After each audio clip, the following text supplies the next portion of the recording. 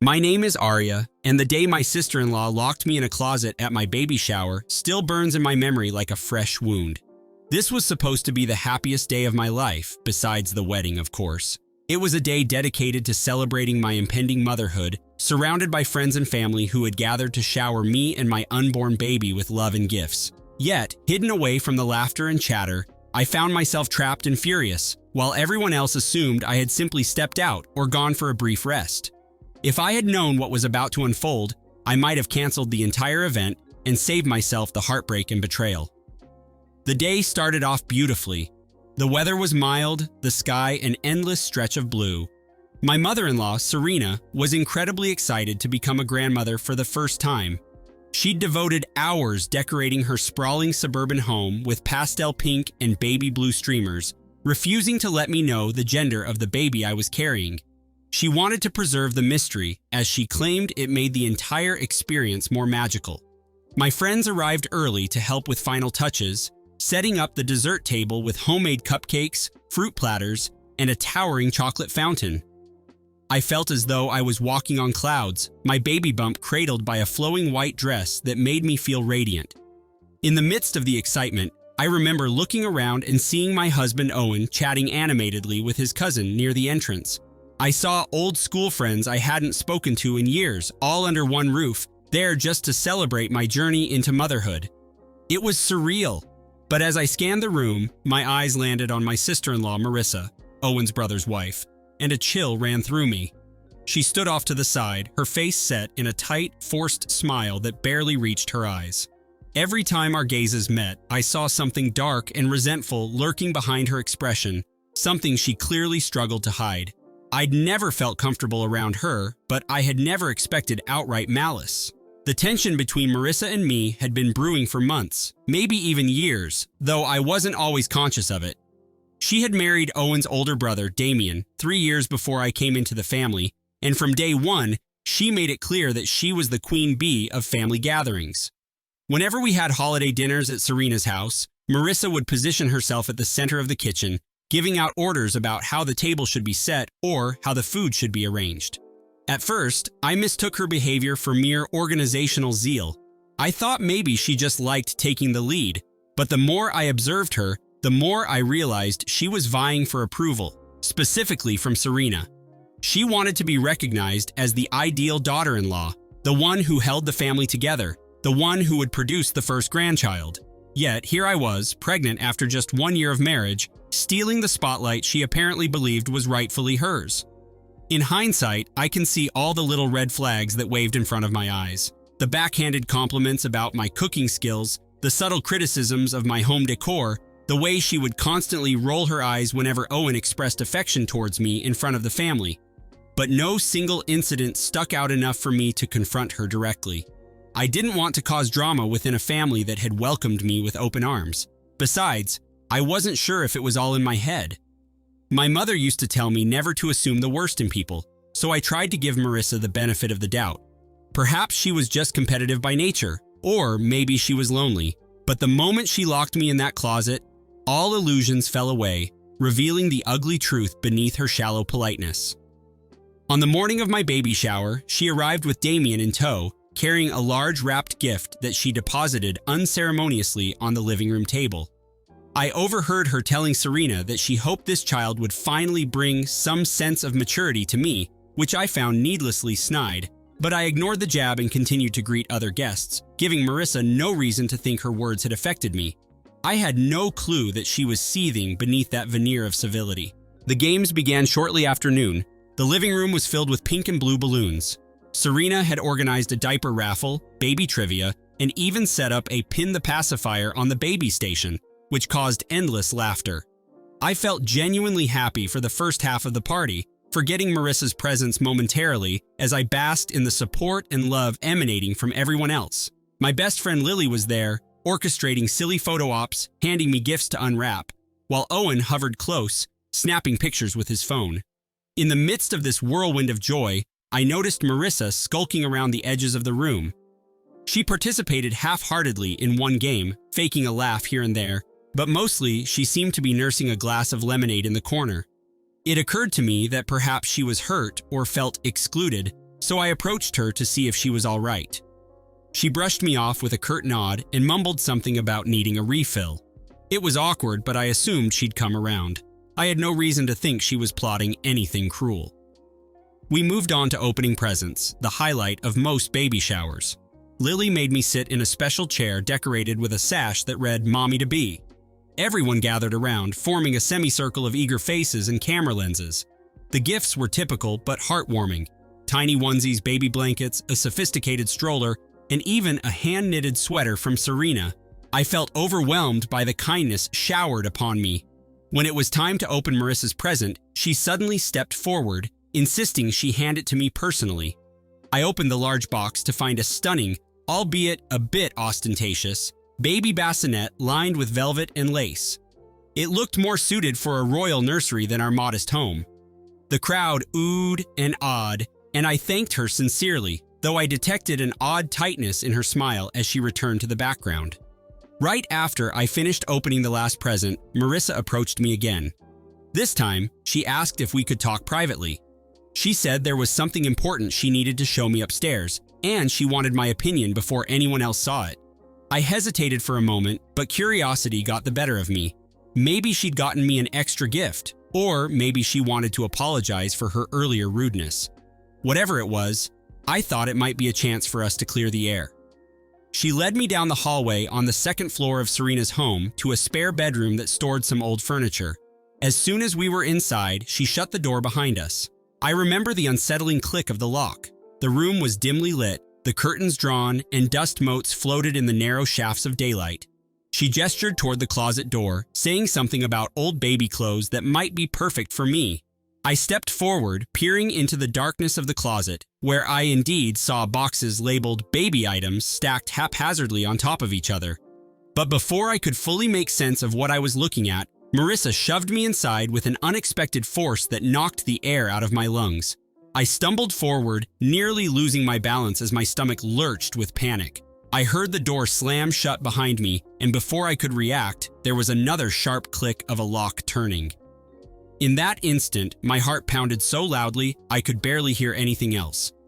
"Marissa?" I called, voice trembling. "What the hell are you doing?"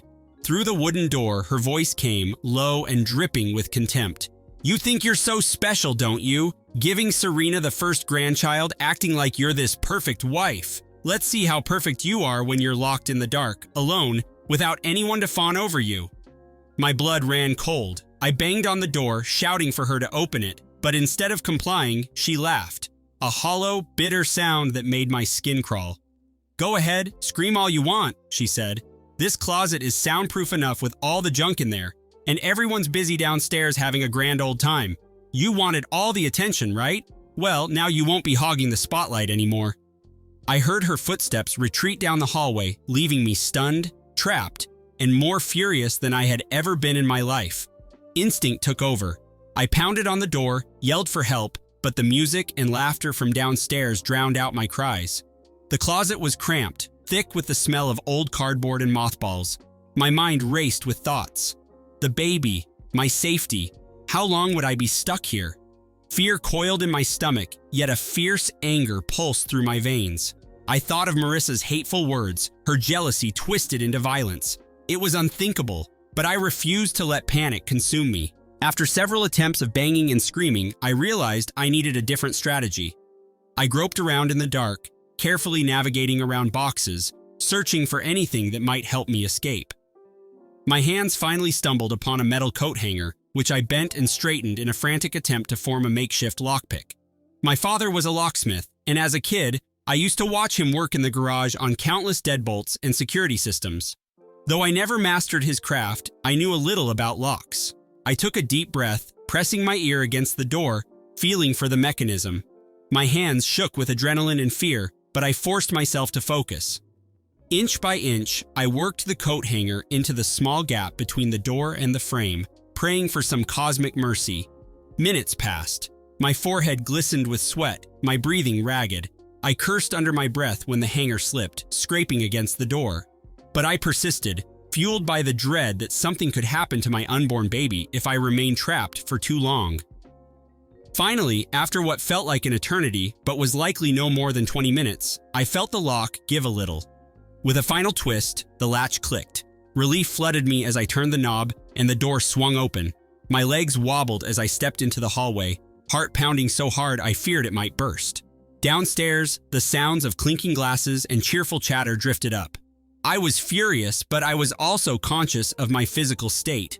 I took a moment to calm my trembling body, running a hand over my belly, murmuring words of reassurance to my baby. Then I started down the stairs, determined to find Marissa and confront her. Nobody in the living room seemed to notice that I'd been gone for so long. They were too engrossed in conversation, desserts, and the glow of celebration. I spotted Owen talking with Lily near the front door. Before I could make my way to them, I saw Marissa slip out onto the back patio. Anger roared inside me like a wildfire. I followed her outside, closing the sliding glass door behind me. The patio overlooked a neatly manicured garden, but the view was the last thing on my mind. Marissa stood near a row of rose bushes, scrolling through her phone as if nothing had happened. My entire body trembled with rage. "Are you out of your mind?" I hissed, my voice cutting through the quiet. She turned slowly, feigning surprise. "Oh, you got out," she said casually, as though it were the most normal thing in the world. "I guess I underestimated your stubbornness." I struggled to keep my voice down, mindful that guests were only a few feet away inside. "You locked me in a closet at my own baby shower," I spat. "What the hell is wrong with you?" She arched an eyebrow, then shrugged, adopting a mask of indifference that only stoked my fury further. "Don't act so innocent," she replied. "You know exactly what you're doing, hogging all the attention in this family, getting pregnant so quickly. You're turning Serena and everyone else against me. Damien and I have been trying for a baby for months. Do you have any idea how humiliating it is for me to watch you waltz in here and steal what should have been mine?" I stared at her, almost unable to process the depth of her resentment. "You could have talked to me," I said through clenched teeth. "Instead, you chose to trap me in a closet like some deranged lunatic. Do you realize you could have hurt not just me, but my baby?" Her mouth twisted in a sneer. "Don't blame me if you're too weak to handle a little adversity," she shot back. "And don't act like you're the saint here. You've been parading your pregnancy around as if it makes you superior." My knuckles turned white as I resisted the urge to slap her, but I wouldn't stoop to that level, especially not in my condition. I needed to be strategic about my response. It dawned on me that this wasn't just a moment of madness. She'd likely been harboring this bitterness for a long time, letting it fester until it erupted into actual harm. I took a step back and inhaled deeply, forcing myself to remain calm. "You're sick," I said, a quiet tremor in my voice. "I'm telling Owen and the rest of the family what you did. They'll know exactly who you are." She laughed, the sound as icy as broken glass. "Go ahead," she said, lifting her chin defiantly. "Who's going to believe you over me? I'm the one who bought you that beautiful bassinet, remember? I've been here the whole time, mingling with guests. I'll just say you had some sort of hormonal episode. Or maybe I'll say I found you upstairs crying in the closet, overwhelmed by pregnancy jitters. People will think you made it up for attention." Her smugness triggered a clarity in me. She was banking on my silence, my reluctance to stir up drama. But she was mistaken. I felt a fierce protectiveness, not only for my unborn child, but also for my dignity. This woman had crossed a line, and there was no going back. I was done trying to keep the peace. If she wanted a fight, I would give her one, but not here, not now, surrounded by unsuspecting party guests. I refused to let her twist this day into an even bigger fiasco. I glanced at her one last time, letting the contempt show in my eyes. "You'll regret this," I said quietly. "I'll make sure of it." Then I turned my back on her, sliding the door open and re-entering the house. My mind was already racing with possibilities. She thought she could gaslight me, paint me as unstable, and maintain her immaculate image in front of Serena and the others, but she had no idea whom she was dealing with. For the rest of the shower, I plastered a strained smile on my face, accepted well wishes from the guests, and pretended everything was fine. I felt Marissa's eyes on me more than once, but I refused to give her the satisfaction of a visible reaction. When the party finally wound down and guests began leaving, I exchanged polite goodbyes, hugging Lily and thanking her for all her help. I said nothing about the incident, but inside, I was seething. I waited until the next day to set my plan into motion. That morning, I told Owen everything. At first, he was incredulous, insisting Marissa would never do something so unhinged. But the raw anger and hurt in my eyes must have persuaded him to listen. Once he understood the gravity of her actions, his face darkened with rage. We agreed not to involve the police unless it became necessary, but I was determined to expose her. The closet's lock showed clear signs of tampering from the outside, and Lily confirmed she'd seen Marissa leading me upstairs before I disappeared. That evidence alone might suffice to shatter her credibility. But I wanted something more final. No apologies, no chance for her to wriggle free. I needed to make sure she would never threaten me or my child again. So I arranged for a family gathering that weekend at our house, insisting Marissa and Damien attend. In front of everyone, I calmly recounted how Marissa had locked me in a closet, showing photographic proof of the damaged lock and text messages from Lily, pinpointing the exact time we vanished upstairs. Marissa spluttered, trying to deny it, but her face turned pale when Serena demanded answers. Damien looked aghast, unable to defend her. In the end, she stormed out humiliated, and Serena vowed never to forgive her. Owen and I cut all contact. That was my revenge, exposing her true nature so completely that she lost every shred of respect. She took my trust for granted. I gave her exactly what she deserved: permanent exclusion from our lives, ensuring her envy would burn forever, unanswered. She would never harm my family again. My victory.